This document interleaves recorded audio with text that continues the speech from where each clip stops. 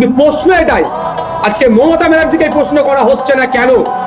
যে মমতা ব্যানার্জি বলেছিল যে মুসলমানদের মাসিয়া সাজার কথা, যে মসজিদের আক্রমণ হলো কেন, আপনি একটা কথা বলছেন না কেন? আজকে মমতা ব্যানার্জি, অভিষেক ব্যানার্জি কোথায়? তৃণমূলের নেতৃত্বরা কোথায়?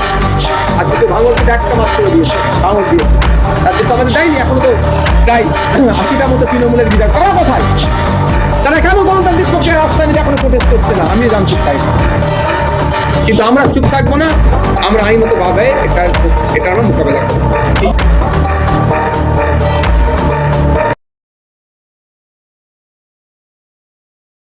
কিন্তু প্রশ্ন এটাই, আজকে মমতা ব্যানার্জিকে প্রশ্ন করা হচ্ছে না কেন? যে মমতা ব্যানার্জি বলেছিল যে মুসলমানদের মাসিয়া সাজার কথা, যে মসজিদের আক্রমণ হলো কেন, আপনি একটা কথা বলছেন না কেন?